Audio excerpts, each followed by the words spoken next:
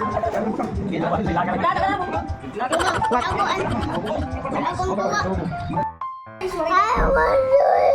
kayo uli.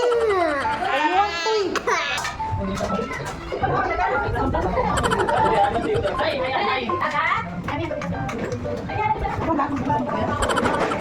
Slide! Whee! Sige, slide! Whee! Panibagong araw, panibagong episode na naman tayo mga palangga. So ito na nga, pupunta na nga tayo sa piyestahan dahil kinumbida kami. Kinumbida ba yun? Or inimbita? Charis. Bahala kayo, basta yun na yun, charis.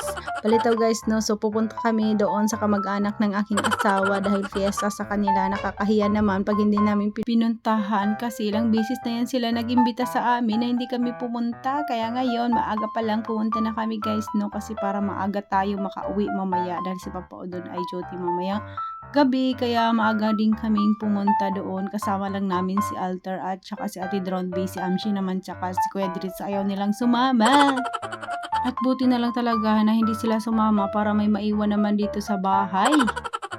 O diba, ginawang tagabantay yung dalawang negra at negro. Charis! So ayan na nga, maaga rin si Pansito nagluto ng aming almusal para maaga rin kami makaalis. Ayan si Ate Drone B, tapos na siya magbihis. Siya talaga yung pinauna namin pinaligo kasi ang tagal magbihis, ang tagal maligo, ang tagal magayos. Si Papa Odon pa naman pagkatapos niyan maligo gusto agad umalis, kaya ayan si Ate Drone B talaga yung pinauna namin pagpaligo at pagpinabihis ba. So ayun, pagkatapos nga naming magbihis, syempre kaming apat lang naman ang aalis. Aw, 5 pala kasi nito si Alter, si Papa Odon at saka si Ate Drone B.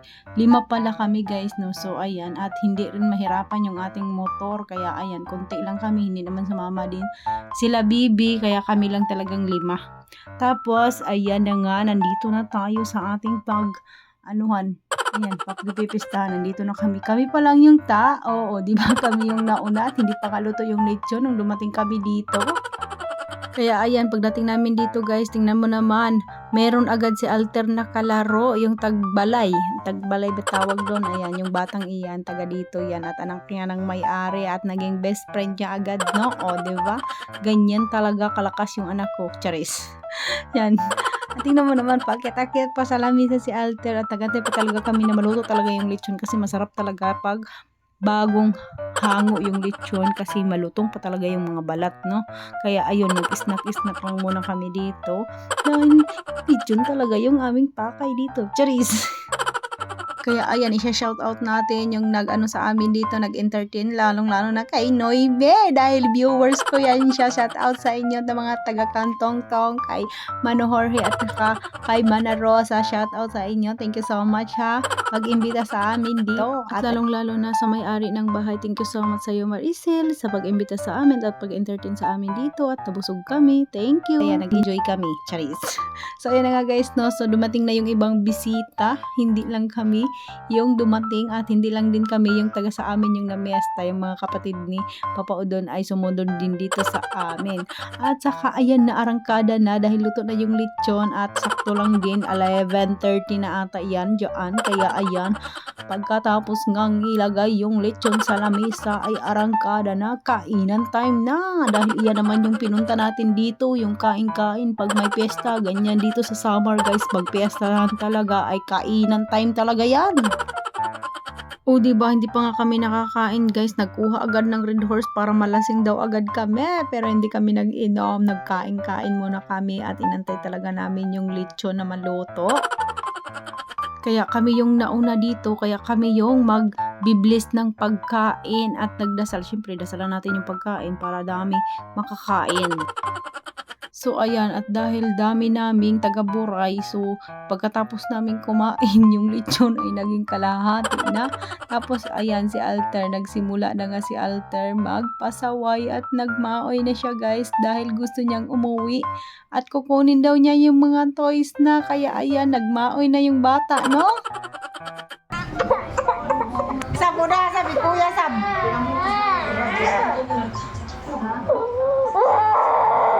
Baby nga sa uy.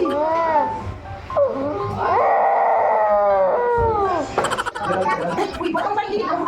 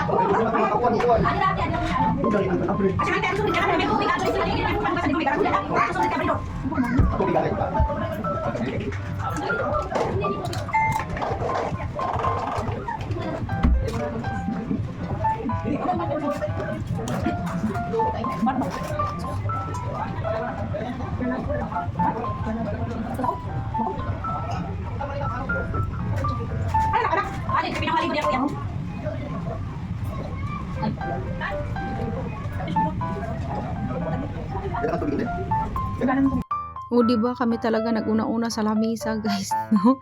At dinig na dinig nyo naman talaga yung lutong ng balat ng lechon. Kaya medyo marami talaga kami, yung mga pinsan niya ni Papa Udon, yung mga yung mga pamangkin sumunod sa amin, naghabal-habal lang din sila. Kaya kami, una kaming kumain. Parang yung buong doong sa labas na yun ay puro yung pinsan ni Papa Udon at saka yung mga pamangkin niya, no? Sumunod lang sa amin, pero kami talaga na una dito, 5 katao lang talaga kami. Tapos maya-maya ay nagsidatingan sila, tapos ayun na nga, nagsikainan na, no? Dumating na kami dito. Ayun, pagkatapos nga namin kumain ay lumipat nga kami dito. Syempre may mga bisita na darating din at makakakain sila doon, kaya lumipat kami dito kasi tapos naman kami kumain. At dito na syempre magkwentuhan, magmaritisan at magtambay-tambay lang muna palipas oras. At pagdating nga ng alas 2 talaga ay umuwi din agad kami dahil si Papa Udon ay magjo-duty pa yun. At pati nga si Alter guys, tingnan mo yung ginawa niya dito guys. Grabe, super init dito at binihisan ko na ngayon siya ng sando dahil nga ay yung pawis ng batang iyan. Grabe, tagaktak. At enjoy na enjoy din si Alter na nakipaglaro dito sa kanyang mga pinsan. Slide ka mo, be slide. Atay, Alter liwat na pa slide, liwat niya.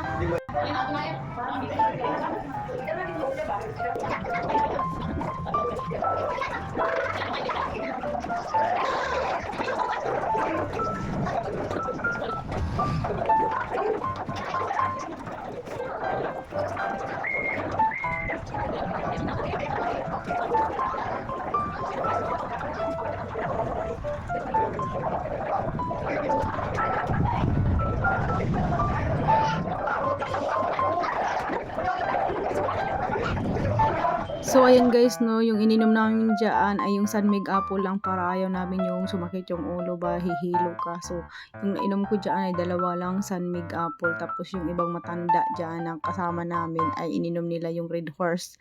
Pag-uwi namin, nagpahinga lang kami saglit, pagkatapos ay naningi. Kaya hanggang dito na lang, paalam!